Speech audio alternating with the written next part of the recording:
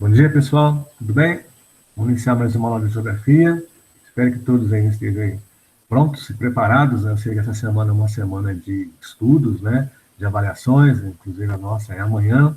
Espero que vocês já tenham iniciado os preparativos para a nossa avaliação de amanhã, quando na segunda-feira eu postei para vocês um vídeo, né? Exclusivamente com o conteúdo da nossa disciplina. E então, para ajudá-los e facilitar, eu também postei, né, questões de que vão ajudar a buscar conhecimento e informações para a avaliação de amanhã, tá bom? Então é isso aí. Então, a todos vocês que já estão na nossa aula, né, novamente um bom dia, e vamos então aí aos nossos estudos aí, na sequência aí. Lembrando que na aula passada, bem rapidamente, nós falamos a respeito aí do início, né, da projeção da Europa para o mundo, no momento das grandes navegações, depois aí a Revolução Industrial, a busca de mercado consumidor e o momento, né, da cultura europeia chegar até então nas terras antes desconhecidas, né, na Europa. Os europeus já tinham iniciado a sua história na África, na Ásia. Bom, por então a gente percebe, né, o quanto que a Europa ela foi se organizando aí nas influências em áreas muito distantes da sua, que é o processo de colonização. História essa que você já conhece, já falamos, e a partir daí a Europa, então, se projetando, né, e fazendo a sua história nesse contexto todo aí. Começamos a falar, então, da questão da população. A população europeia é uma população que, na atualidade, ela está em decréscimo, isso é bem em função, né, daquelas características faladas na aula passada com relação aí à busca do mercado de trabalho das mulheres, né, adiando, então, aí, a constituição familiar, e falamos até nos meios, né, que mundialmente é praticado por qualquer casal, os métodos contraceptivos, né, são utilizados aí para a família não aumentar, né? Então, devido também até uma questão de custo, né, de vida. E vocês, né, que são jovens, vocês presenciam, né, a convivência familiar aí e o quanto que os pais, né, se esforçam para poder, né, a tempo e a hora estar aí fazendo o melhor para vocês. E isso custa, né, isso tem dinheiro, custa dinheiro e esse dinheiro para ser gasto, né, ele tem que ser ganhado para ser gasto. Então, é uma ideia aí que a gente tem aí do que é família, né, e por que essa visão aí dos casais aí, que é uma visão do controle do crescimento da população, até mundial. E vimos também que a Europa, ela, por ter uma população em decréscimo com relação aos jovens, e devido aí às questões que envolvem saúde, informação, né, qualidade de vida, a população ela está envelhecendo. E essa população, ao envelhecer, ela continua vivendo, né? E muito dessa população idosa são aposentados. Aposentados esses que ganham seus benefícios por já ter trabalhado no tempo certo, no momento certo, até então cumprir a sua jornada de trabalho e ter ali, né, tido ali a contribuição mensal da sua previdência social e após então uma jornada de tempo de trabalho é lhe concedida ali a sua aposentadoria. E nisso então os governos têm que pagar, né, esses aposentados aí os seus direitos. E ter uma população grandemente idosa, os recursos saem dos cofres públicos, né? Então, por isso, então, que hoje está na moda, né, todos os governos fazerem reformas previdenciais.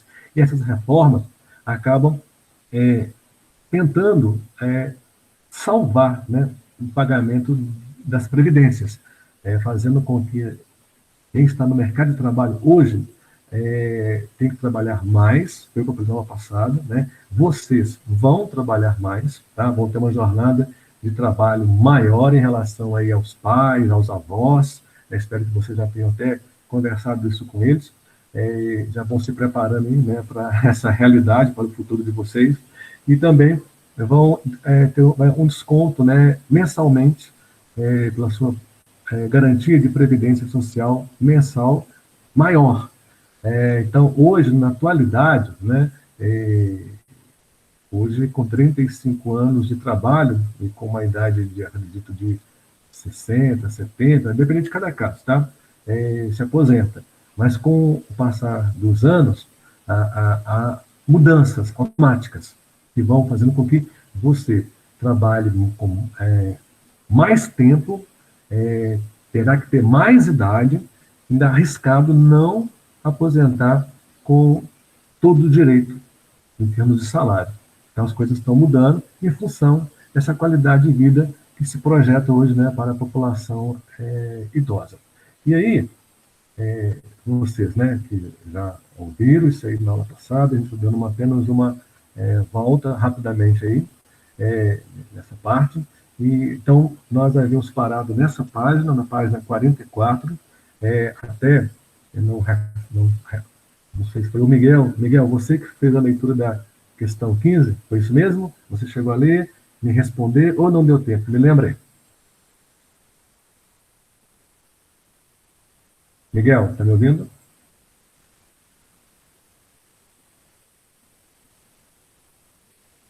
Não sei se ele está me ouvindo. Pessoal, estão me ouvindo? Está tudo ok aí? Estão recebendo meu sinal direitinho? Sim. Tá ok. Então, tá. Então é o Miguel que pode estar tendo um problema de áudio aqui, não? Então vamos lá.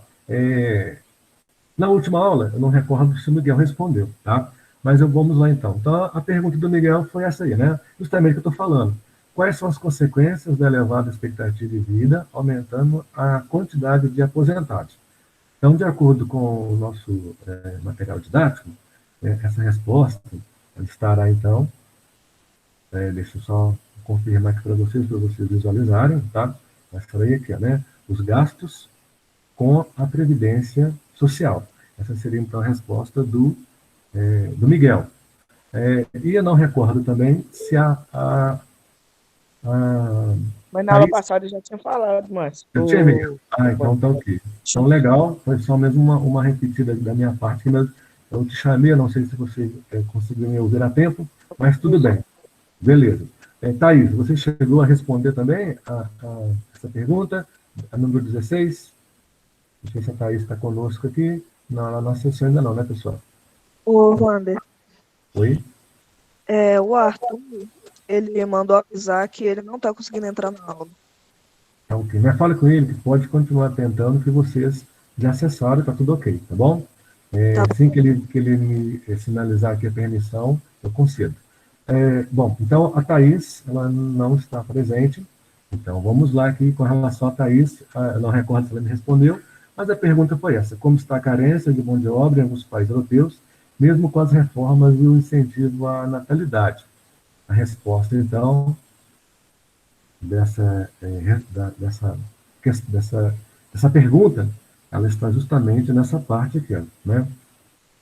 Cada dia mais evidente devido ao número insuficiente de jovens que ingressam no mercado de trabalho. Então, essa resposta para 16, né? Como está a carência de mão de obra em alguns países europeus?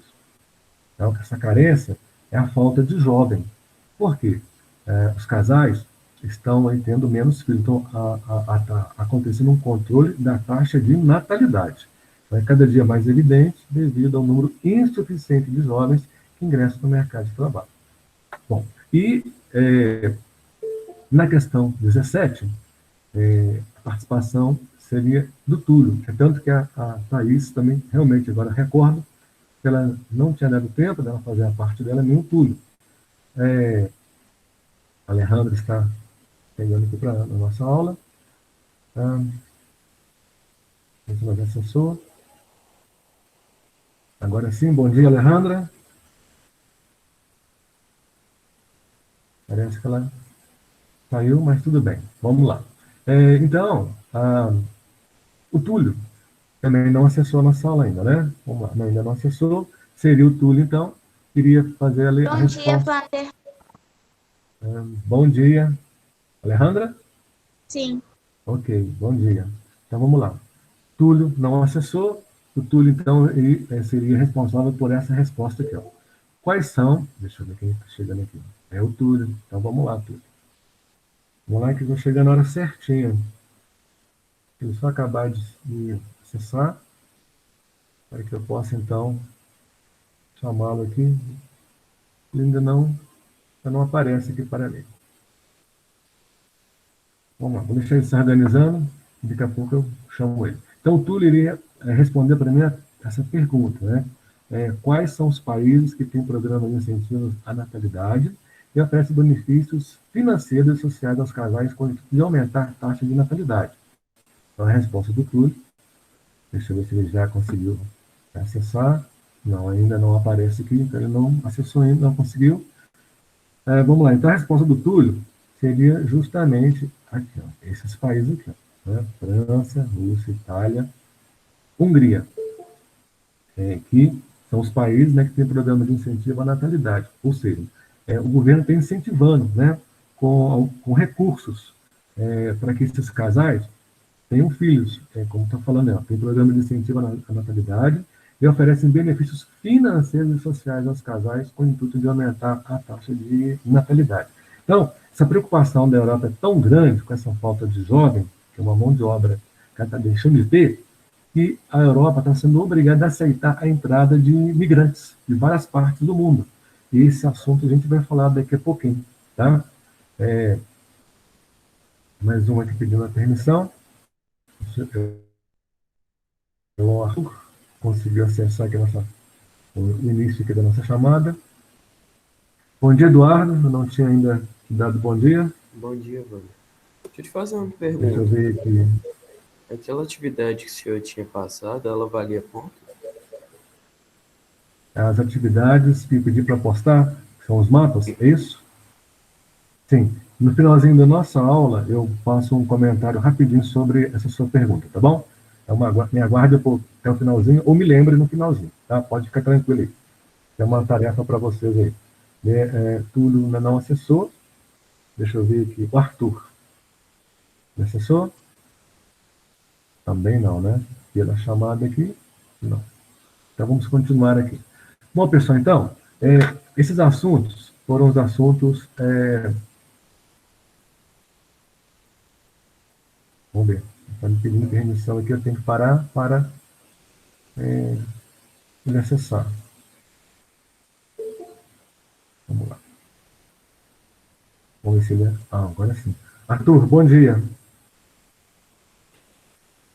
E também, Thaís, bom dia. Ok, bom dia, Thaís. Deixa eu ver aqui, então, Túlio ainda não acessou. Lara também não acessou ainda. Ok, então estamos aguardando a Lara e o Túlio, para a nossa aula ficar 100% com a participação de todos aí. Agora vamos dar sequência aos nossos trabalhos, já que nós finalizamos aquela pendência do assunto anterior com a participação de todos. Esse gráfico, então, né, está nos mostrando a evolução da população no período de 1950 a 2100. Vocês percebem que há um patamar aí, 746 milhões de habitantes. E no ano de 2020, atingiu essa totalidade. E com esse decréscimo, com esse controle da taxa de natalidade, a tendência da população é só ir diminuindo. Olha para vocês verem de acordo com o gráfico aí, né? Uma queda aí de quase 50% prevista para 2100. Por isso, então, que a Europa tem aí um déficit na sua população jovem para o mercado de trabalho. Daí, então, a entrada dos jovens migrantes de outros países, que é uma situação que tem o lado positivo e o negativo. A gente vai ver daqui a pouquinho. Guarda essa informação aí. Nesse você sabia, né? Como 4 países europeus estão lutando para que seus cidadãos tenham mais filhos, foi o que nós já mencionamos aqui: França, Rússia, Itália, Suécia e Hungria. A preocupação, então, é que, de acordo com essas informações, para manter o tamanho dessa população, países precisam de uma taxa de natalidade de 2,1 filhos por mulher, ou seja, por casal. Na Europa, porém, essa média está em 1,59 para comparar. Ela também tem baixado no Brasil, onde é de 1,7 filhos por mulher, ou seja, por casais. Então, entende-se que é uma tendência mundial, né? E a Europa está muito evidente essa questão da queda da taxa de natalidade, provocando um gráfico, né? Como nós já vimos na aula passada, assim, nessa projeção aí, ó, né? A base para 2020, né? Já foi analisado aí uma base estreita, o meio, né? O corpo, né? Com um número maior e o topo também um pouquinho maior em relação ao gráfico de 1950, né, a pirâmide etária de 1950. Então, vocês percebem toda uma mudança, né, de comportamento aí, de número de filhos por casais. Então, diante dessa situação, a preocupação, então, é aumentar essa taxa de natalidade, os governos, então, incentivando, de acordo com a ONU, 2/3 dos países europeus lançaram medidas para aumentar sua taxa de natalidade de bônus pagos a cada bebê nascido e também a licença paternidade remunerada e outros benefícios, né? Se a gente for pesquisar, a gente vai vendo e tendo mais informação. Aí na página 45, tem-se essa atividade, né? Com base nas pirâmides etárias apresentadas na página 42 e no gráfico da página anterior, o passo que se pede. É uma tarefa que vocês não vão, assim, é para fazer, mas não preocupem em fazê-la até amanhã, de manhã, né? Vocês podem fazer a partir de amanhã à tarde, porque já terminou os compromissos com as avaliações. Mas é uma parada obrigatória que eu estou solicitando para fazer, que é da página 45. Lembrando que a parada obrigatória também da página anterior a esses estudos aqui, que é da 40, também já foi pedido para fazer, tá bom? Então, pessoal, vamos nos organizando aí. Então, coloquem na agenda. 40 foi solicitada na aula passada, e a página 45, estou solicitando agora, tá? Deixem para fazer de sexta-feira para frente, tá bom? Não vou preocupar com isso nem hoje e nem amanhã, na parte da manhã, né? O nosso tema de agora, urbanização. Vamos falar em urbanização? Deixa eu ver como é que está urbanizado aqui as nossas participações, nossos acessos aqui. Ainda continuo aguardando o Túlio e a Lara. Com certeza algum problema também de conexão, tá? Beleza. Então, nós chegamos a responder até a questão 17. E hoje eu fiz diferente um pouquinho, vamos variando aí nas formas da participação de vocês. Lembrando que quando eu projetar novamente essa tela, ela está aí, questões em rosa e questões em azul. Então, eu vou solicitar a participação de um aluno ou de uma aluna no momento em que nós tivemos uma dessas questões aqui, tá bom? Rosa para a menina e azul para a menina. Ok? Então, vamos lá. O assunto agora é urbanização. Quando falo em urbanização, o que vem à mente de vocês? Podem falar aí, mesmo que embola o áudio, não tem problema não. Vamos participar. Saindo do campo para ir para a cidade. Fala um pouquinho mais alto, eu não entendi. Saindo do campo para ir para a cidade.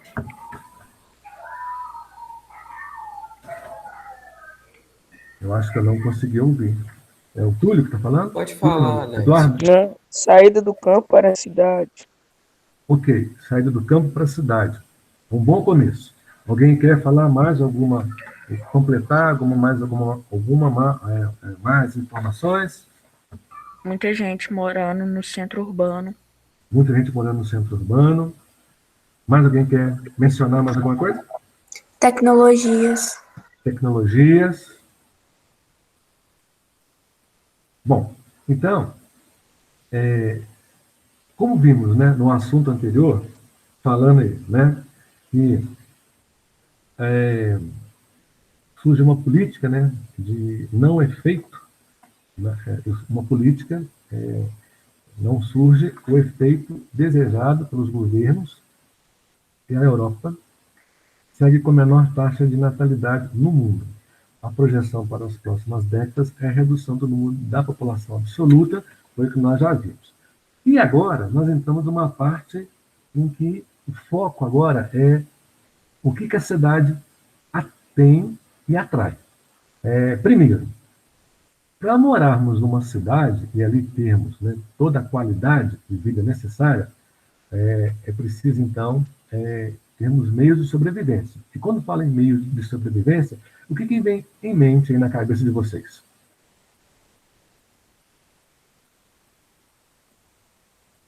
Como conseguimos sobreviver na cidade, pessoal? A toda a tecnologia. Trabalhando. Trabalhando, e o trabalho, o uso da tecnologia. Esse trabalho vai exigir que você esteja preparado para aquela função que vai ocupar naquele trabalho? Vai te exigir? Não, parado não. Vai exigir, pessoal, um conhecimento, uma formação? Aí Vai. tem que investir em educação. Sim. Então, olha o investimento que os pais de vocês estão fazendo em vocês para que vocês tenham no futuro uma oportunidade melhor que talvez eles tenham hoje para o mercado de trabalho. Então, lembre-se que vocês fazem parte de um funil no futuro, ou seja, vai passar por aquele funil e chegar no pódio, aí, né, aquele que tiver melhor preparado, mais conhecimento. É isso aí, nós, né, professores, né, estamos querendo de vocês e preparando vocês. É tanto que quando vocês chegam no colégio, tem lá, né, uma placa lá, em destaque 2 alunos, né, que tiveram sucesso aí e conseguiram, com o seu conhecimento, ser aprovados aí no IFMG. É isso aí, pessoal. É essa bagagem de conhecimento que vai ser cobrada de vocês o tempo todo, aonde vocês forem estudar e no futuro buscar oportunidade de trabalho. Né? Lembre-se que um concurso público vai te exigir conhecimento, né? Preparo. E conhecimento, preparo, ninguém tira de você. Se você buscar se preparar e acumulando esses conhecimentos. Tá? Então, isso que é o mais importante que vocês coloquem em mente aí, né? Estudar é futuro, tá? E por falar em estudar é futuro, nós estamos na cidade, né? E por falar em cidade, tudo que a cidade tem, devido a um processo do passado de evolução. Então, a primeira coisa que eu chamo a atenção de vocês aí, quando fala de urbanização na Europa, pode ser também em qualquer lugar, tá? Mas vamos focar a Europa, que é o nosso alvo. Está relacionada à Revolução Industrial, né? Como o próprio texto fala, né? E durante seu início no século XVIII e ao longo do século XIX e XX, atraiu grande número de trabalhadores para as áreas urbanas à procura de trabalho nas fábricas. E aí, eu já começo a provocar vocês. Vamos lá. Quantos vivem na área urbana da Europa? Como é Rosa? Alanis, eu vou querer que você me responda essa pergunta, mas eu quero, primeiro, fazer com que vocês visualizem ela. Né? Então, Alanis, essa é a pergunta. Quantos vivem na área urbana da Europa? O que você me responde, Alanis? Já selecionei para vocês, para a gente agilizar o nosso trabalho. 560 milhões de pessoas. Vocês estão percebendo que o número, né, é bem grande. Né? Lembrando que nós já estudamos na aula anterior que a população da Europa, até mesmo, né, visualizamos aqui, ó, que está com essa média de 747 milhões de habitantes. Então, diante dessa média, diante da minha pergunta, do que está registrado aqui, então, ainda uma parte está no campo. Né? E essa parte no campo, de acordo com a nossa organização aqui, Arthur, nós temos uma pergunta aí, ó, para o Arthur. Em porcentagem, significa quantos na área urbana do continente? Aí seria essa parte aqui, ó. Arthur, você pode ler para nós?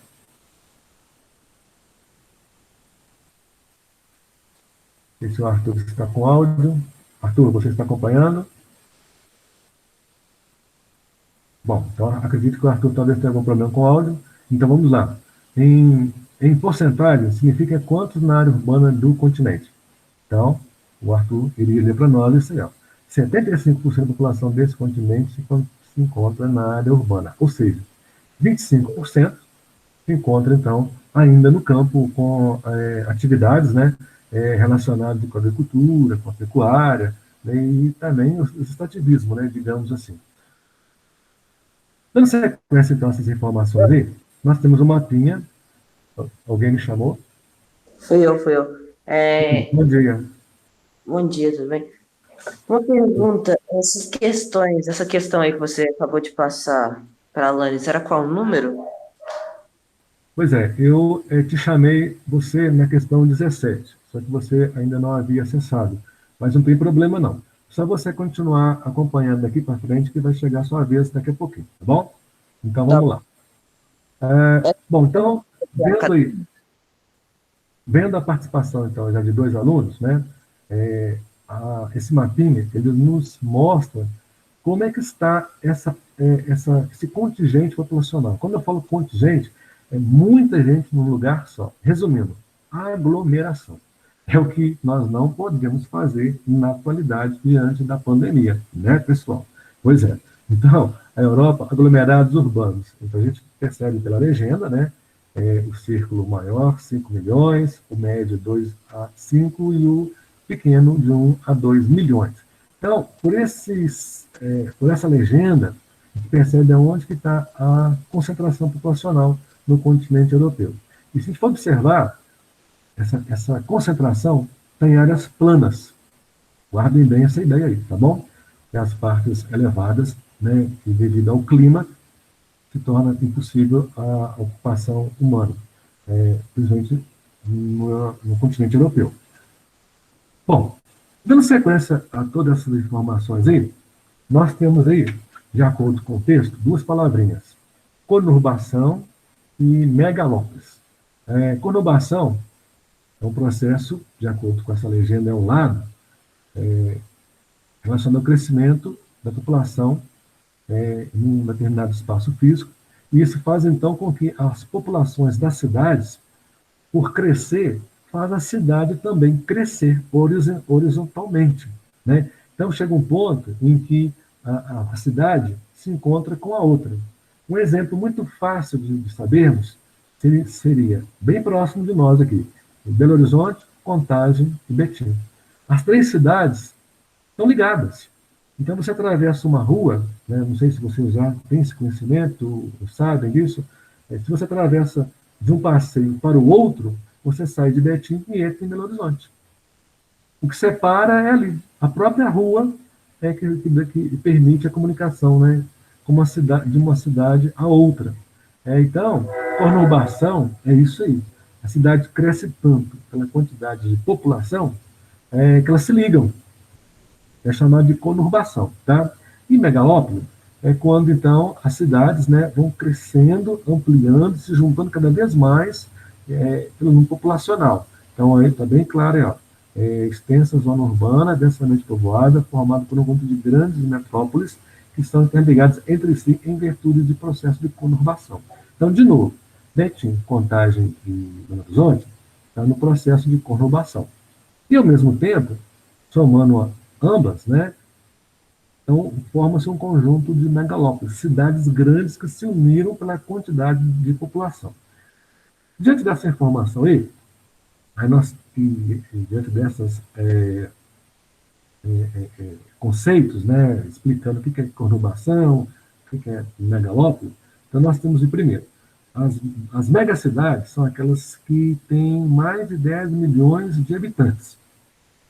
Se essas cidades são chamadas de megacidades por causa da aglomeração envolvendo conurbação e megalópolis, então vem a minha pergunta aí.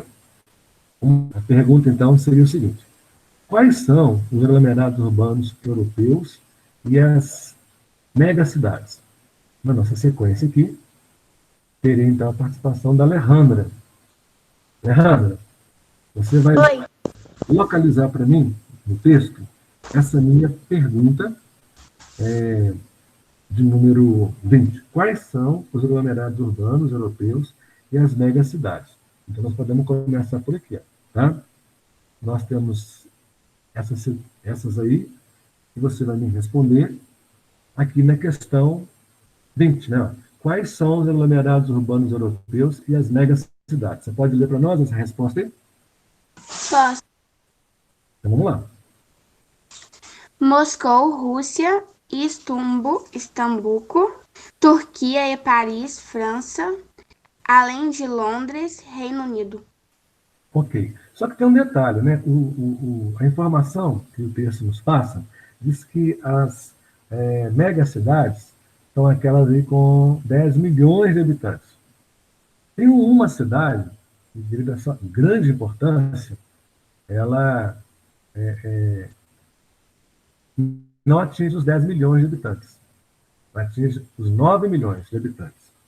Seria Londres. Então, Londres, com seus 9 milhões, é considerado um centro urbano importante, por isso é também chamado de uma megacidade. E as megalópolis tiveram origem no processo de conurbação devido ao crescimento horizontal das cidades europeias, como eu já mencionei para vocês. Então, agora tem uma participação aí de um aluno. Vamos lá, na sequência. Como são chamadas as cidades globais? Esse aluno vai ser o Arthur, na sequência. Então, Arthur, de acordo com a minha pergunta, você então poderá me responder justamente essa parte aqui, ó. Então, vamos lá. Vamos lá novamente. Na sequência aqui na marcação. Ok. Então, vamos voltar lá. No Arthur. Como são chamadas as cidades globais? Qual a leitura que você faz para nós, Arthur? Está visualizando a projeção? Arthur? Perdão. Eduardo, perdão. Eduardo, você pode ler para nós essa resposta selecionada no texto da pergunta, que é a seguinte: como são chamadas as cidades globais? Eduardo, sua vez, você está me ouvindo? Pode. Vou voltar aqui. Alguém avisa ele que meu áudio tá baixo, por causa que ele não consegue me ouvir. Tá, mas você está me ouvindo agora? Conseguiu me ouvir? Mano. Eduardo, vou te ajudar. A resposta, a pergunta é essa aqui, ó. Como são chamadas as cidades globais? Então, a resposta já está selecionada. Metrópoles globais, né? São chamadas, né? As cidades globais são chamadas também de metrópoles globais, a exemplo de Londres, Reino Unido, Frankfurt, na Alemanha, Milão, Itália e Madrid, Espanha. E esse conjunto de informações vai focando em as principais cidades, né? Que tem aí um contingente populacional grande. São as chamadas, né, cidades globais. São aquelas com importância econômica, política e cultural, que extrapolam os limites nacionais e ganham projeção mundial. Aí eu tenho uma próxima pergunta, que é a 22. Quais são exemplos das metrópoles globais na Europa? Bom, Alexia, você pode participar conosco aí? A pergunta? 23. Vamos voltar a perguntar. Perdão, teria que ser azul, né? Quem respondeu a questão 22 foi... Eu fiz uma troca de nomes. Quem me respondeu a questão 22? Acho que foi o Eduardo. Tá, eu acabei fazendo uma troca de cores aqui. Perdão, tá, gente? Vamos lá. Na 23, né, como eu falei, a questão das cidades globais. Então, vamos na questão 23 aqui. Quando eu falo das cidades globais, a última participação foi a questão 22, não é isso? Vou voltar só aqui na projeção aqui, a gente vê aqui. Quando a gente fala de metrópoles, sim, foi a 21. Eu mesmo me confundi aqui. Tá, então, o Eduardo deu certo. aliás, eu li para o Eduardo, né? Como são chamadas as cidades globais? Então, nós registramos aqui, ó, metrópoles globais, a exemplo de Londres, Reino Unido, Frankfurt, Alemanha, Milão, Itália, Madrid, Espanha. Ok. Vamos então para a 22. A 22, aí sim. Quais são os exemplos de metrópoles globais na Europa? Aí eu vou fazer o convite para... Alexia, você já fez a leitura? Participou? Oi? Você já fez a leitura? Você já participou? Ainda não, né? Não. Tá, então vamos lá, Alexia. Então agora a participação é sua agora, com a 22, tá? Quais são os exemplos de metrópoles globais na Europa?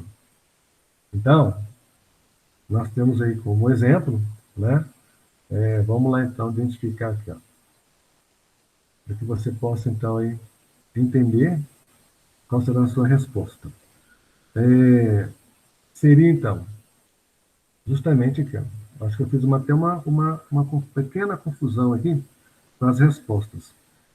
Vou só voltar aqui. Eu me perdi aqui um pouco, mas eu já me encontrei aqui, ó. Eu emendei as respostas de duas questões. Foi a 21, tá? Como são chamadas as cidades globais? Então, elas estão aqui, ó. Metrópoles globais, tá? E a 22, né? Quais são os exemplos das metrópoles globais da Europa? O exemplo aqui, ó. Londres, no Reino Unido, Frankfurt, na Alemanha, Milão, Itália e Madrid, Espanha. Ok. Então, a 21 e a 22, acabei que eu marquei simultaneamente. Então, já entendemos aí como são chamadas as cidades globais, recebendo o nome também de metrópoles globais, e quais são essas metrópoles globais, né? Já está selecionado no texto aí. Eu é que me confundi aqui. Bom, dando sequência, para a gente continuar as participações, de acordo com o texto aí, tem-se um estudo publicado, tá? Esse estudo publicado, ele é de um relatório intitulado de A Expansão Urbana na Europa, o Desafio Ignorado. Ele começa aí, né, em inglês, mas ele foi traduzido para o português, como eu estou lendo para vocês, ó. A expansão urbana na Europa, o desafio ignorado. O próprio texto fala, né, que está em português, porque também tem aí, ele em inglês aí, antes. Revela a relação com diversos problemas ambientais e a expansão rápida das zonas urbanas. Então, mesmo com uma população em declínio, mas continua sendo ainda ampliado o espaço urbano, por incrível que pareça, né? E essa ampliação, você sabe que envolve toda uma transformação na paisagem, construções de residências, de ruas, ou seja, infraestrutura. Essa infraestrutura, ela acaba passando por cima, né, de tudo aquilo que a natureza levou milhões e milhões de anos para fazer, que é o natural. Aí entra, então, a questão da preocupação com o impacto ambiental. E uma outra questão que faz com que as cidades vão cada vez mais aumentando e precisando de mais espaço é o número de pessoas que, com o tempo, vão morando sozinhas, né? Como o texto está nos falando aí, ó, essa questão aí, né, da longevidade. Então, às vezes as pessoas acabam morando sozinhas, né, vivendo de modo sozinhas, como o texto menciona. E aí tem a pergunta 23, que vai chamar a atenção de vocês aí, ó. Quais são as consequências do aumento da longevidade dos cidadãos europeus e o número de pessoas que vivem sozinhas? Eu vou, então, convidar aqui o João Pedro. João Pedro, você está me ouvindo? Estou. Sim. Tá? Ok. Então tá bom, João Pedro. João Pedro, essa minha pergunta, a resposta, ela está já aqui sendo selecionada para você. Ó. Então, vou voltar na pergunta. Quais são as consequências do aumento da longevidade? Quando fala longevidade, significa viver mais, tá? Ficar mais idoso, dos cidadãos europeus e o número de pessoas que vivem sozinhas. Qual é a resposta aí que você pode ler para nós, João Pedro? Está marcadinho aí, vamos lá. Você pode ler para nós o que está selecionado aí? Você pode ler para nós essa resposta que está selecionada no texto?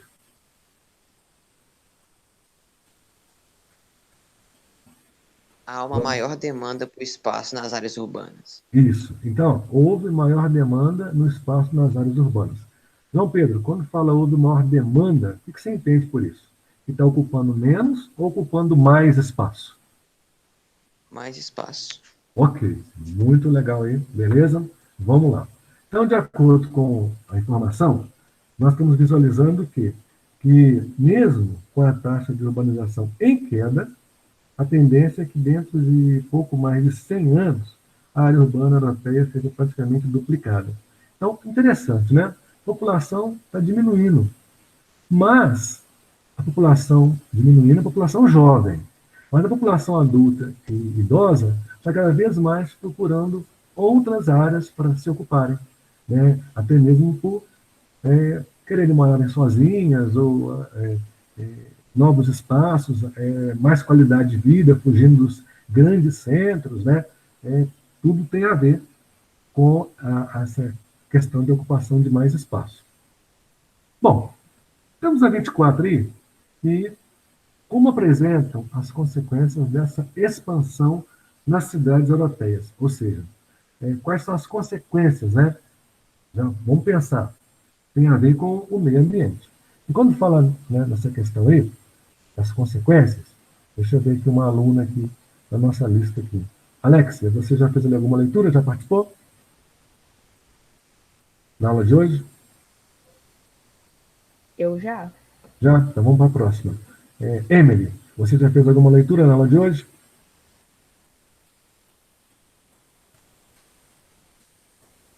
A Emily, não sei se ela está me ouvindo. Vamos passar para a próxima. Isabela, eu sei que você ainda não leu, então vamos lá. Isabela, a pergunta é a seguinte: como apresentam as consequências dessa expansão nas cidades europeias? E a resposta já está aí para você, mas a leitura para nós. Pode ler, Isabela, tem a ver com a questão ambiental.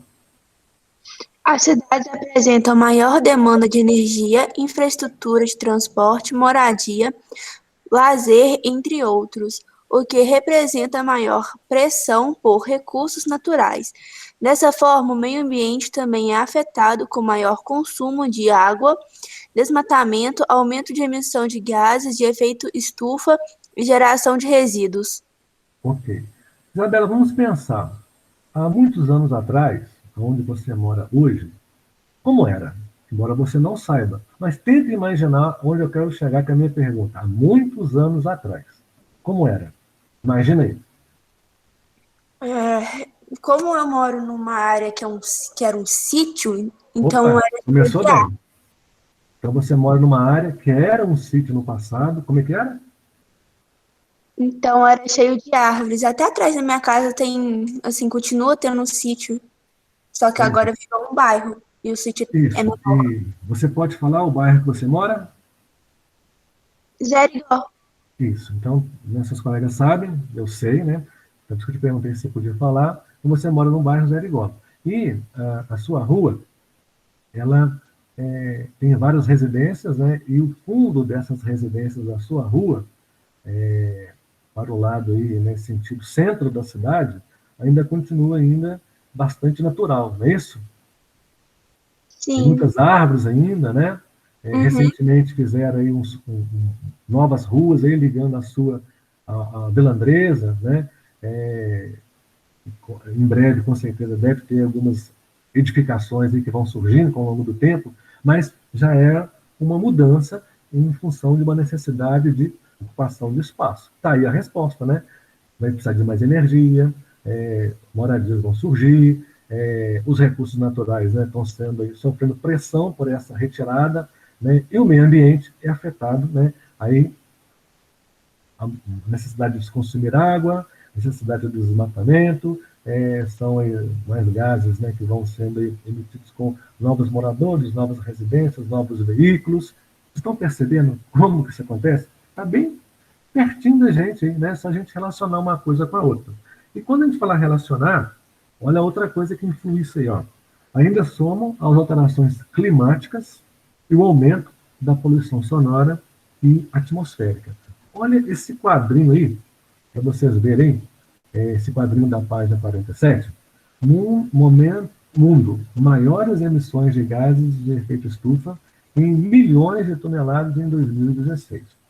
Olha o país aí, recorde. Quem é, pessoal? Não é os Estados Unidos. Quem é?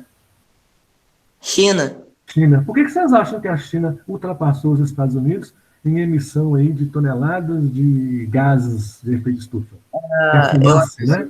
que a China é um país lotado de indústrias, né? Lá que tem muitos diversos tipos de indústrias diferentes. Pois é, e essas indústrias são filiais ou sedes? O que vocês acham? Lá tem muita Sedes. tecnologia avançada. Não entendi o que você São falou. sedes. São sedes. E essas indústrias sedes, aliás, quem falou que são sedes? Eu não visualizei aqui. Quem falou? Ô, Eduardo, Tá, deixa eu explicar essa questão das sedes. Quando eu pergunto se essas indústrias que estão na China são filiais ou sedes, então vamos aumentar um pouquinho o nosso conhecimento. São filiais. Onde estão as sedes delas? Nos Estados Unidos, no Japão, na Alemanha, digamos, né? Por quê? Para evitar a produção acontecer no país de origem, onde está a sede da indústria, da fábrica, eles montam elas em outros países, porque nesses outros países eles encontram uma vantagem de lucro gigantesca. Primeiro, os impostos são baixos, os salários são baixos, a jornada de trabalho é maior, as leis ambientais também são menos rigorosas. Por isso, então, lá na China, às vezes a gente vê fotos dos chineses de máscara, não é pela questão da pandemia. Procura imagens antes da pandemia. É a poluição. Desses chineses aí de máscara. Eles estão de máscara protegendo da poluição. É interessante, né, gente? A gente visualizar essa questão dessa ideia aí. Então, a China é o que mais emite gases poluentes, porque as empresas norte-americanas, japonesas, europeias estão lá, explorando tudo isso aí pelos rigores mais frágeis da China em questões ambientais, em questões sociais. Então, é uma situação em que, para Estados Unidos, Japão, Alemanha e outros países, China é um grande negócio. Tá? E também, né, a China é o país mais populoso do planeta.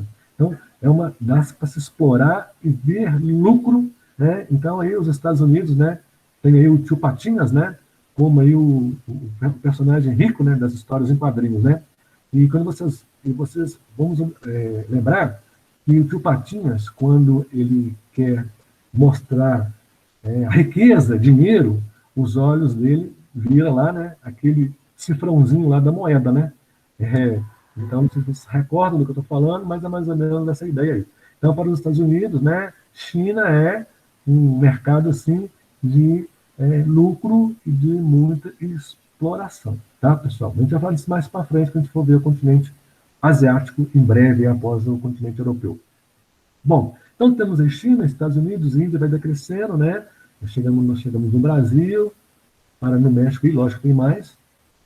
O texto nos chama a atenção justamente dessa questão, né? Esses países aí, Rússia e Alemanha. Rússia com 2.670.000 e a Alemanha 918. Guarda esses dois dados aqui, que a gente vai precisar deles daqui a pouquinho, tá? Diante dessas informações aí, a gente vê então que Rússia e Alemanha são os maiores emissores de gases de efeito estufa do mundo, quando somam-se aos demais países europeus. Vai ser justamente esse gráfico aqui, ó, que eu vou chamar a atenção de vocês. Ó, tá? E nesse gráfico aqui, dessa parada obrigatória, que é mais uma que vai se somar ao conjunto de atividades, tá bom? Então, nesse gráfico aqui, eu tenho a Europa, emissão de gases de efeito estufa, de acordo com os dados de 2017. Então, eu tenho aí só países da Europa. Áustria, Bélgica, Bulgária, Chipre, e aí vai até o Reino Unido. Somando esses países aí, a gente só visualiza a Alemanha, com 906.000 toneladas de emissão de gases. Mas se eu pegar a Alemanha, os demais, e juntar com a Alemanha, a Rússia. Ó, olha aqui a Alemanha, né? Alemanha, ó. Alemanha, perceberam, né? 918 mil. Mas a Rússia, olha lá a Rússia, pessoal, 2 milhões.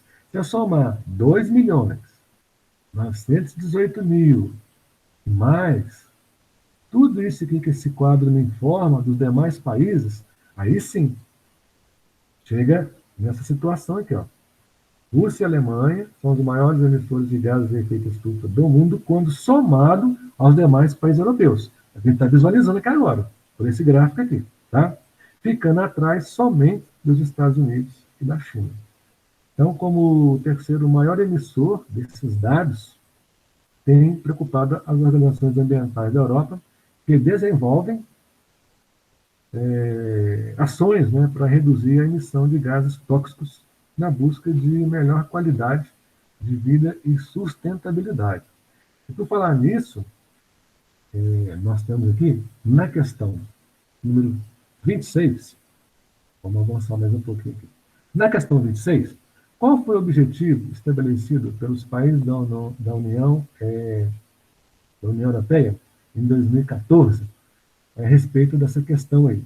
Mas também tem essa outra questão aqui, eu acho que eu estou só esquecendo de visualizar com vocês essa questão 25. Vamos pegar a 25 para chegar na 26 e na 27. Vamos lá. A 25 está assim. O que percebe-se com a expansão urbana na Europa? Então, nós temos como resposta, aqui ainda, acima do quadro, tá? Aqui, ó. Eu vou, então, fazer o convite aqui, deixa eu ver o tom. 25 é azul. Então, eu vou fazer o convite agora para... Deixa eu ver aqui. O último... Luiz. Luiz, vamos lá, então, participar? O convite é para o Luiz. Luiz, a questão é a 25. O que percebe-se com a expansão urbana na Europa? Aí, Luiz, você, então, vai me dizer justamente isso aqui. Vamos lá, Luiz, pode participar. Expansão urbana tem impacto direto sobre a qualidade de vida das pessoas que vivem nas cidades e nos seus arredores. E aí, nós já observamos o quadro, né, com a maior emissão de CO2 do planeta. Luiz, você é um pouco ousado aqui na minha pergunta. Posso? O quê? Vou te perguntar. Se você conseguir responder bem, se não conseguir, não tem problema. Quando fala maiores emissões de CO2 do planeta, você sabe o que significa CO2? Sim ou não? Carbono? Sim. E qual é o efeito desse CO2? São aí gases, né? Que são aí produzidos aí com o funcionamento dos veículos, né? A queima do combustível fóssil, ou às vezes a queima da mata. Qual é o efeito dessa emissão e desse CO2 para o ambiente? Qual seria o efeito? O efeito estufa. Seria, então, a poluição, não é isso? E aí acontece, então, o efeito estufa em função da questão do calor, né? Muito bem. Tanto que acredito que vocês já tenham visto isso na matéria de ciências, né? Da geografia também a gente vê, mas eu sei que são muitas informações, e eu sei que vocês sabem, mas às vezes que faltam alguns detalhes para fechar a ideia. Mas é isso aí, tá certo, Luiz, tá?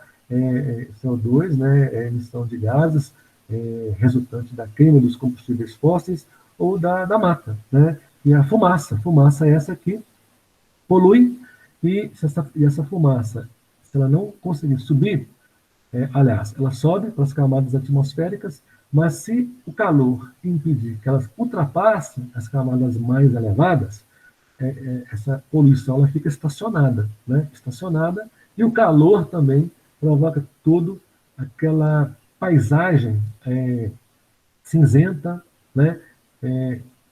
Que muitos dos chineses vivem na sua atualidade usando máscaras, lógico, não só para a questão da da pandemia, mas também para se proteger da poluição.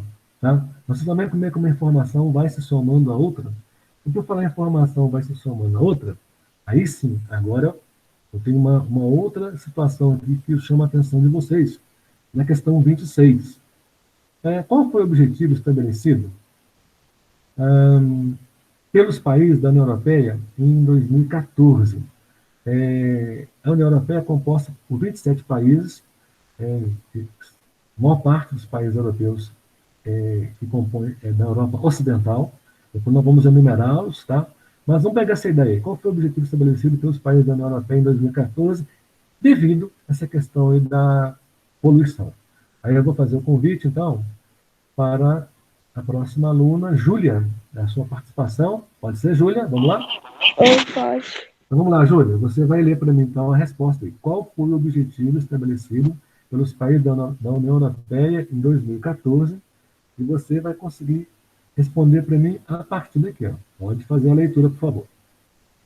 A redução das emissões dos gases de efeito estufa em pelo menos 40% até 2030, em comparação com os níveis de 1990. Ok. E aí, nós temos aí esse texto aí nos chamando a atenção, interligando saberes. Alguém arrisca ler para mim, em português, o que está escrito aqui? Vamos ver quem que vai ser A capital. corajoso, ou a corajosa. Ó, aí está European Green Capital. Como é que a gente traduz isso aí? Eu não sei inglês não, tá, gente? Estou lendo aqui do meu jeitinho aqui. Isso é a capital verde europeia. Capital Verde Europeia. Alguém mais aí tem mais alguma ideia? Ou é isso mesmo? É isso mesmo, é isso mesmo. Opa, então, no inglês vocês estão muito bom. Então vamos lá, é isso mesmo. Para a capital verde da Europa, diante de toda essa questão da poluição, dessa preocupação toda ambiental, olha que legal que acontece lá na Europa, quando a gente visualiza esse texto aqui que fala assim, né, que 15 cidades europeias, elas ganharam, né, um prêmio, né, prêmio esse, né, que foi estabelecido para cidades que promovem ações para uma vida urbana ambiental agradável. As cidades devem, portanto, se esforçar para melhorar a qualidade de vida dos seus cidadãos e reduzir seu impacto ambiental no ambiente global. Então, esse texto aí nos chama a atenção dessa ideia, né? A sustentabilidade é uma necessidade de toda a sociedade para as próximas décadas.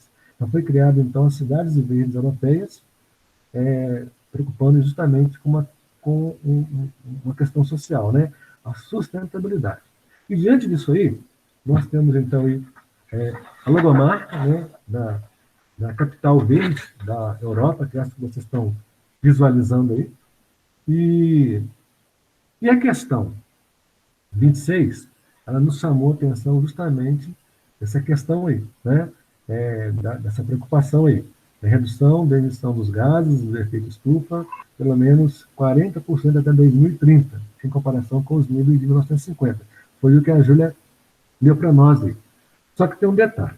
O objetivo, né, poderá não atingir as reduções previstas de acordo com a Agência Europeia do Ambiente, de menos 40% para 30% em 2030.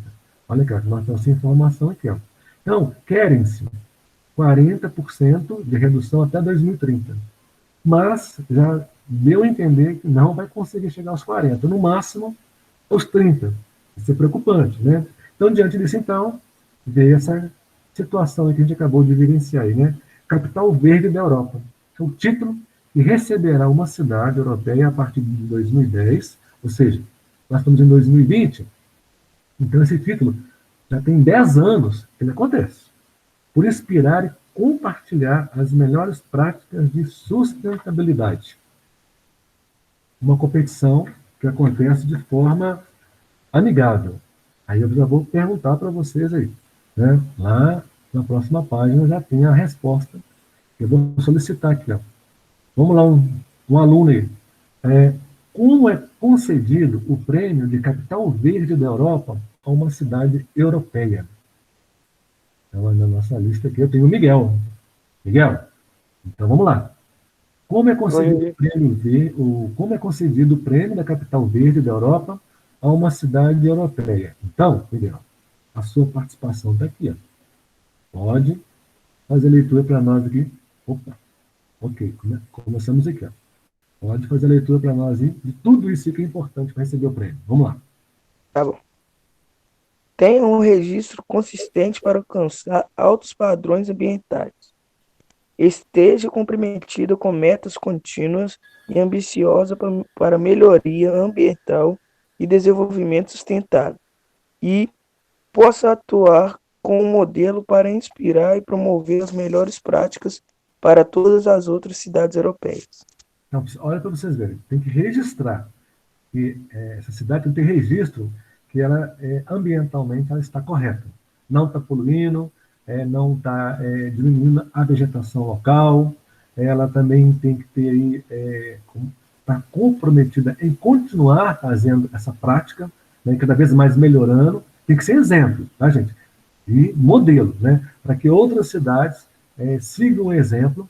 É uma competição amigável e que qual é a cidade que não quer ganhar o título de cidade sustentável, de cidade exemplo. Olha que interessante isso aí, né? Isso deveria ser adotado aqui no Brasil, né? Pois é. E aí, como eu falei, se começou a acontecer a partir de 2010, nós estamos em 2020, nós temos sim uma relação das cidades vencedoras ao longo desses 10 anos. E quem que vai poder, então, aí, nos informar? Vamos lá. Em quais países da Europa ocorreu o aumento do número de pessoas vivendo abaixo da linha da pobreza no período da crise mundial de 2008, com as medidas de austeridade do governo? Perdão, eu acabei lendo a questão 28 a 27. Como é concedido o prêmio? O prêmio, então, o Miguel acabou de fazer a leitura para nós, né? Deixa eu só ver se eu não fiz alguma troca aqui na minha pergunta. Tá. Então, vamos lá, então. As cidades em que aconteceu essa premiação, eu vou fazer a leitura aqui para vocês aqui, tá? Porque eu pensei que eu tivesse feito a pergunta de quais eram as cidades, eu acho que eu não projetei a pergunta aqui, deixa eu só ver aqui. Em quais países da Europa com o momento... Tá, então, realmente eu não elaborei a pergunta, mas eu tenho uma resposta aqui. Ó. Então, quais são as cidades vencedoras aí? As cidades vencedoras são essas aí. Ó. Eu vou até convidar um aluno para ler. Deixa eu ver aqui quem que eu vou convidar. Deixa eu ver, tem que tom aqui, tá? Não tem, ela não foi elaborada. Então, eu vou fazer um convite, posso convidar aqui Thaís. Thaís, tá me ouvindo? Tô. Então, vamos lá, Thaís, vamos participar.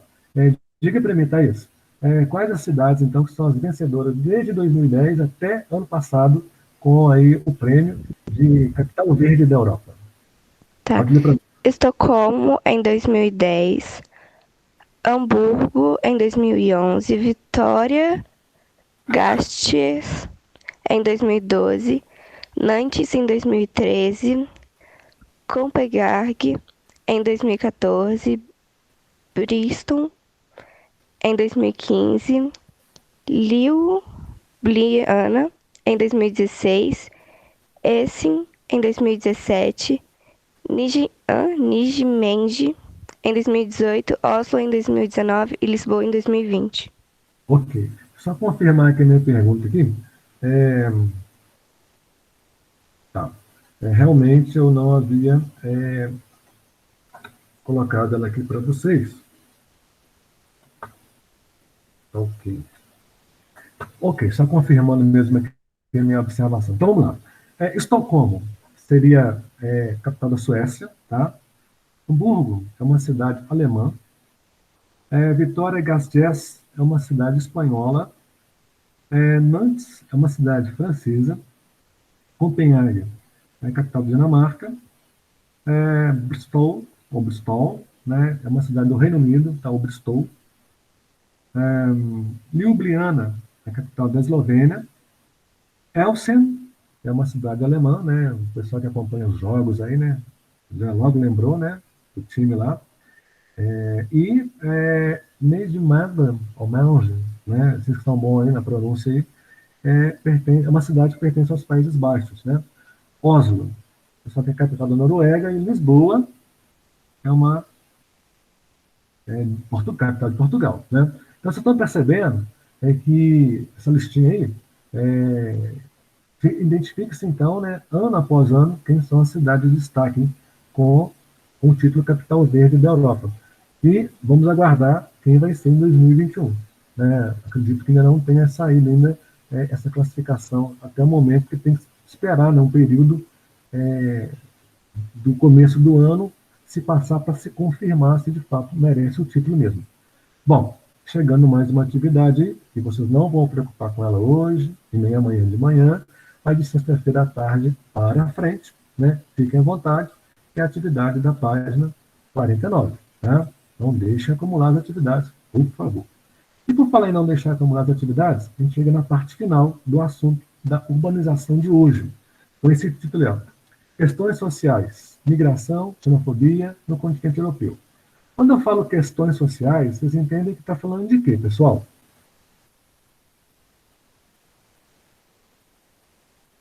Social. Lembra o quê? Sociedade. Sociedade. Isso.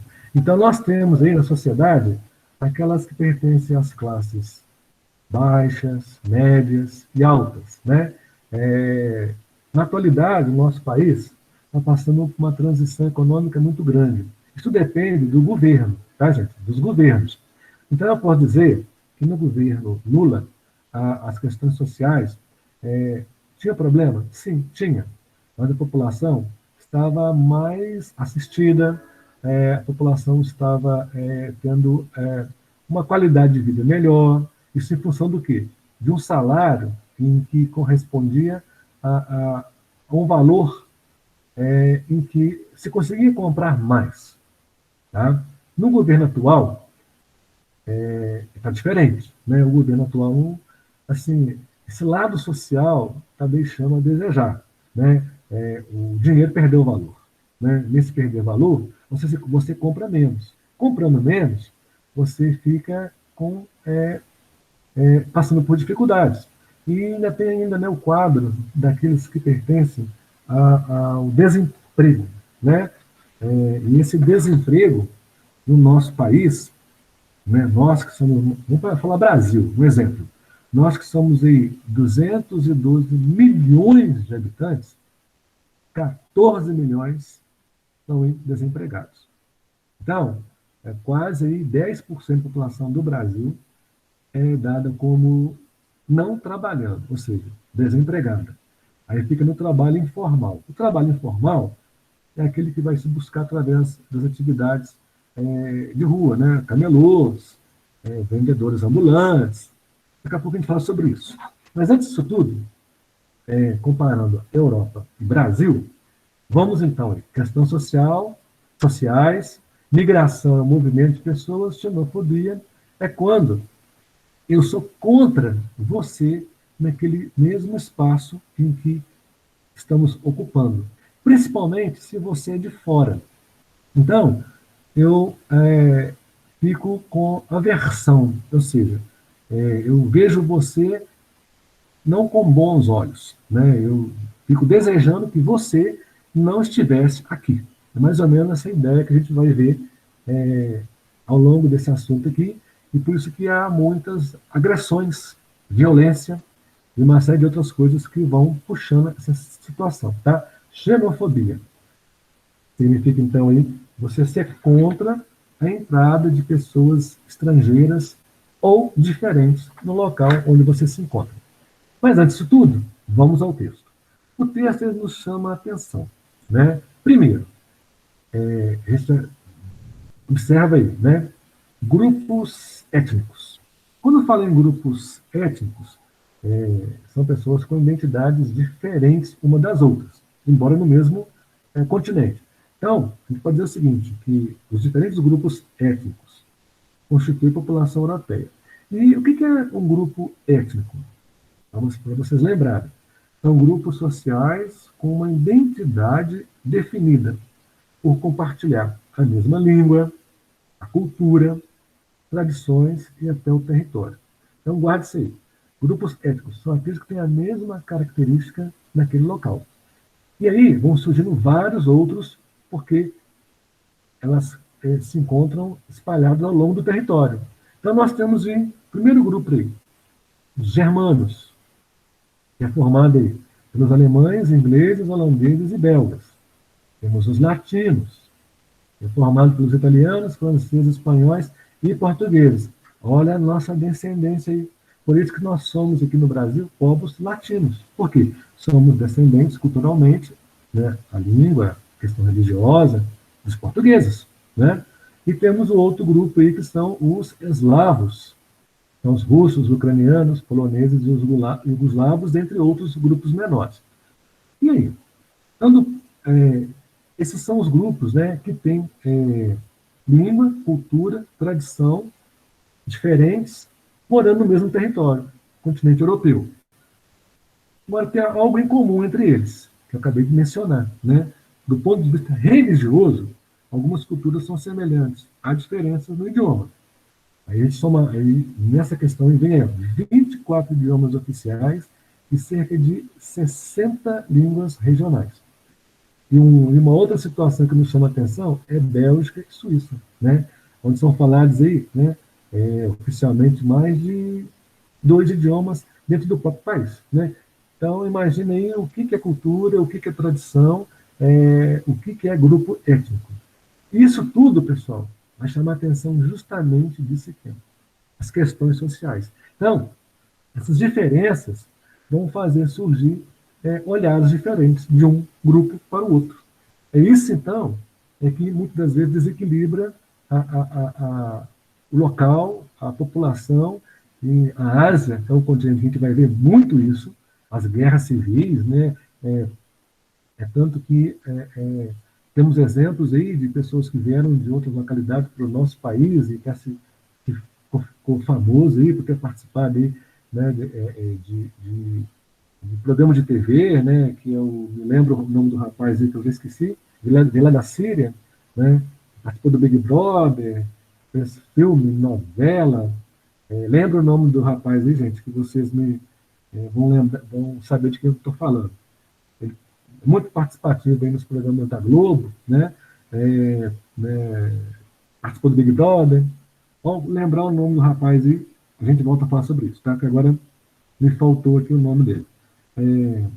Estou quase lembrando, assim que eu lembrar eu falo. Bom, uma outra coisa importante, a respeito dessa questão toda aí que a gente está mencionando, é as questões sociais, então, que o próprio texto nos chama a atenção, né? Eu falei em chamar a atenção, olha essa imagem, o que vocês estão vendo nessa imagem aí?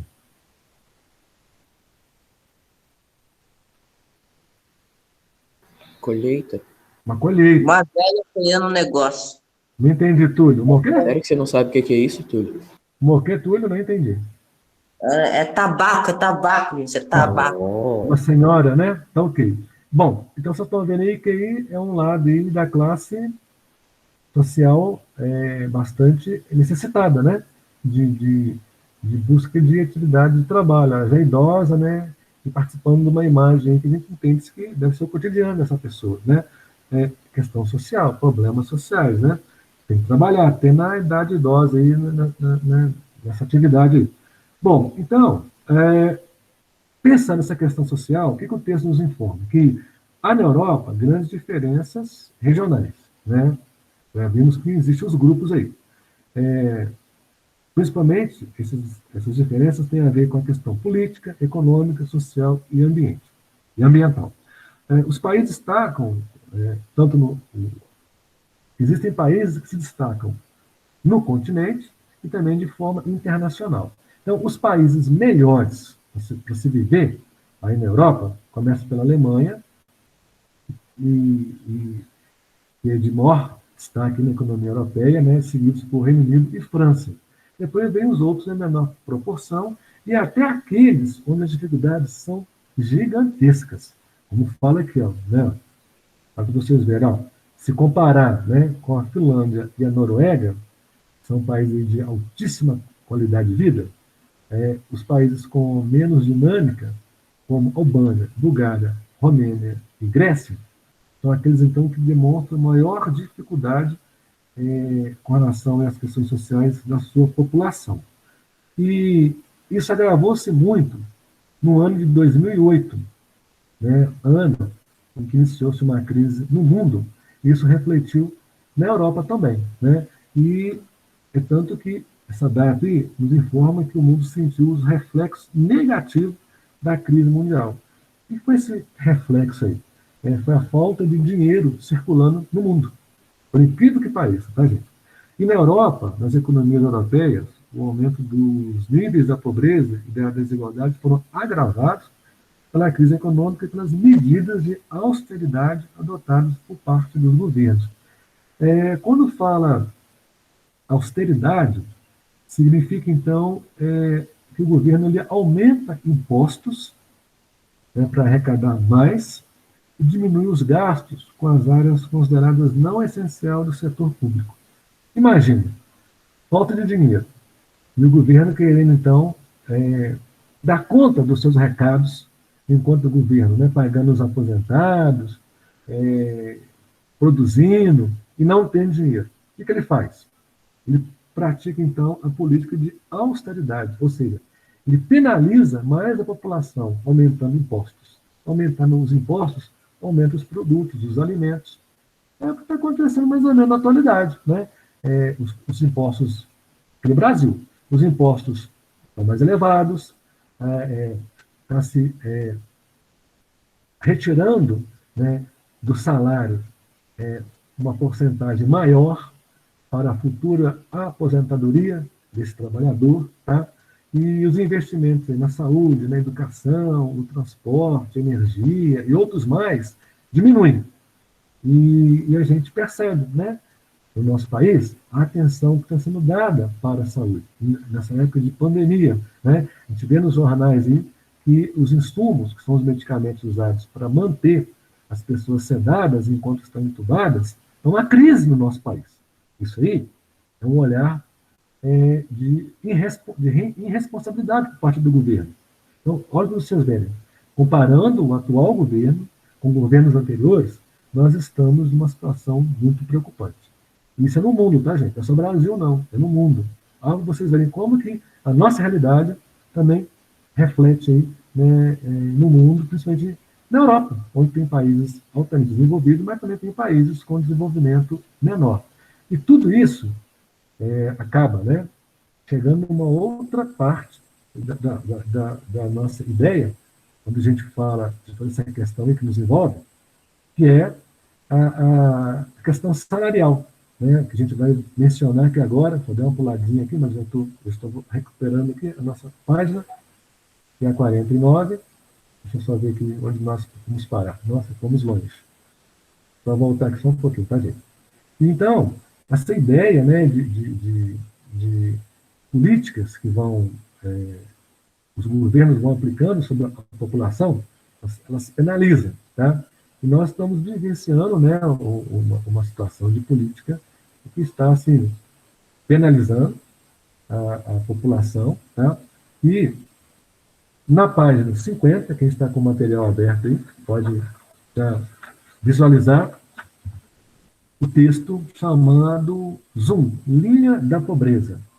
O texto já está chegando aí na projeção para vocês aí, tá? Esse texto, ele vai nos chamar a atenção de uma visão que a gente tenha a respeito do que é a linha da pobreza. Então, chegamos aí, ó. Então, nós temos aí, né, na primeira frase, apesar da recessão, ou seja, falta de dinheiro, o velho continente continua a atrair milhares de imigrantes, principalmente da população jovem, oriunda das ex-colônias europeias do norte da África e da Ásia. Então, eu chamo a atenção de vocês. Isso só acontece por falta de trabalho nos países de origem. A Europa continua atraindo milhares de imigrantes, mesmo apesar da recessão, como eu já falei, né? Queda da produção, desemprego nas ex-colônias europeias do norte da África e da Ásia. Linha da pobreza. A linha da pobreza, eu chamo a atenção de vocês, então vamos pensar matematicamente, bem rapidinho, tá bom? Olha aí, 3 dólares e 20 cents. É o que chama-se de linha da pobreza. 5 dólares e 50 cents é a linha padrão para países de renda média alta. Bom, vamos pensar. O salário mínimo no nosso país é R$ 1.100. 11% de 1.100 é retirado para a sua futura aposentadoria. Todo mês. Tira-se 1.100 de todos que trabalham enquanto ganhadores de salário mínimo. Esse 11% representa R$ 121. Então, aquilo que era 1.100 menos 121 passa para 979. Se eu dividir 979 por 30 dias, então entende que quem ganha salário mínimo, entende que recebe R$ 32,63 por dia. E aí eu volto nessa questão da marcação aqui do nosso texto. Quem ganha 3 dólares e 20 cents ao dia está na linha da pobreza. E quem ganha 5 dólares e 50 cents está na linha padrão de países aí com uma renda média. Como que eu sei que o salário mínimo aqui no Brasil está atingindo 3,20 dólares ou 5,50 dólares? Matematicamente falando, vamos lá. 1.100 menos 11%, que é a contribuição para aposentar, vai para 979. 979 dividido por 30 dias trabalhados corresponde a R$ 32,63. Agora eu tenho que pegar esses 32 e dividir por quantos reais vale um dólar hoje. Um dólar na cotação de ontem estava R$ 5,69. Se eu dividir quanto que cada assalariado ganha dia a dia, é os 32,63 por 59 por R$ 5,69, que é quanto vale um dólar hoje. Então é como se cada brasileiro assalariado ganhasse 5 dólares e 73 centavos. Então, conclusão. O assalariado aqui no Brasil está ganhando ao dia 5 dólares e 73 cents, que corresponde aos R$ 36,63, multiplicado por 30, 979. Depois eu faço essa continha e mando aí no nosso grupo, vocês entenderem que, de acordo com a linha da pobreza, entende-se que quem ganha salário mínimo no Brasil está ganhando ao dia 5 dólares e 73 cents. Então, nós estamos acima da linha da pobreza. Né? Isso quem ganha salário mínimo. Para quem não ganha, aí é uma outra história. Ele tem, né, toda essa minha conta só vai caindo. Tá bom, pessoal? Essa é a ideia que eu quero passar para vocês. E para finalizar, né, as migrações. Oi, pode falar. Rápida. O imposto, né, ele é cobrado do salário, automaticamente. Isso. Você falou que foi 2% do salário mínimo. Mas em relação ao salário, se o meu salário for alto, tipo R$3.000, um exemplo, tá? Tá. Então eu vou te responder antes de você concluir, que eu já entendi o que você quer dizer. Existe um índice de cobrança de acordo com o nível salarial de cada trabalhador. Então, o índice atualmente para a cobrança da Previdência Social, que é um imposto, né, digamos, é 11%. Então, todo mundo que ganha R$ 1.100 desconta 11%, e aí o líquido vai ser 979. Agora, quem ganha acima de um salário, aí o índice está aumentando. Vai para 12, 13, o máximo é 14. Então, se você tem um salário de R$3.000, você vai diminuir 14%. Aí você vai descobrir quanto que é o seu salário líquido, porque o 3.000 é o bruto, é o total. Menos 14% é o que sobrou, é o líquido. Ok? Ok. Então vamos lá. Migrações. Rapidamente, vamos ver o que nós temos, que o texto nos chama a atenção, e essa imagem ela é forte. Ó. As migrações elas são provocadas por uma série de questões. Entre elas, vamos destacar crise econômica, fenômenos naturais, não, elas estão aqui, deixa eu só voltar aqui na nossa marcação. Vamos lá.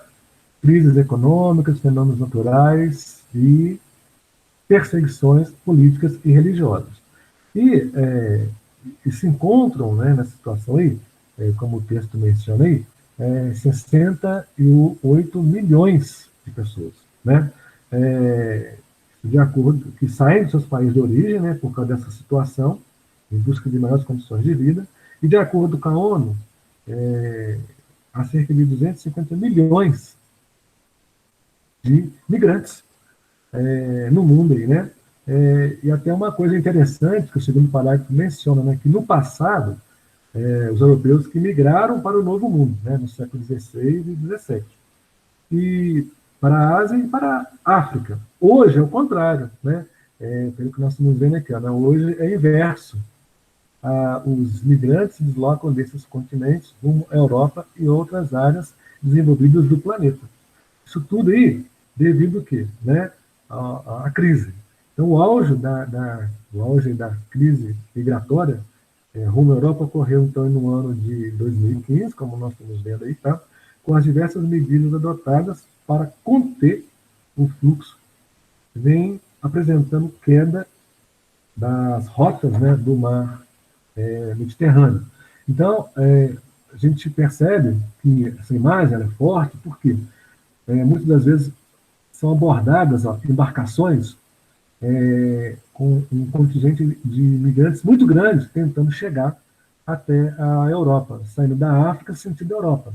E, às vezes, muitos pegam embarcações de pequeno porte que acabam naufragando no mar. E aí muitas vidas são perdidas. Como falei, não, imigrantes e refugiados são termos sinônimos. Todo refugiado é migrante, mas nem todo migrante é refugiado.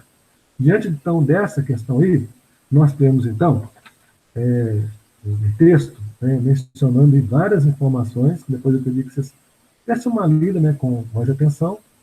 E, para finalizar, a gente vai com os imigrantes e a xenofobia na Europa. Aí nós teríamos, né, as questões aqui, para dar sequência aí, as questões de número 30, 31 e 32. Essas questões, elas têm a ver com o assunto dos imigrantes e a xenofobia na Europa. Parece que a nossa saiu aqui da projeção, tá? Mas nós vamos combinar o seguinte, vamos aguardar ela voltar, não, porque nós estamos com 1 minuto apenas de aula, né? O texto, então, os imigrantes e a xenofobia na Europa. Ele menciona aí uma política, né? Política essa que entende-se que muitos saem dos seus países de origem e vão para a Europa no sentido de em busca de novas oportunidades de trabalho, melhorias de condições de vida, como o texto até está mencionando aqui, ó, né, que eu estava aguardando ele voltar. Então, isso aqui, ó. Em busca de novas oportunidades de trabalho, de melhorias de condições de vida, ou simplesmente fugindo de guerras na condição de refugiados.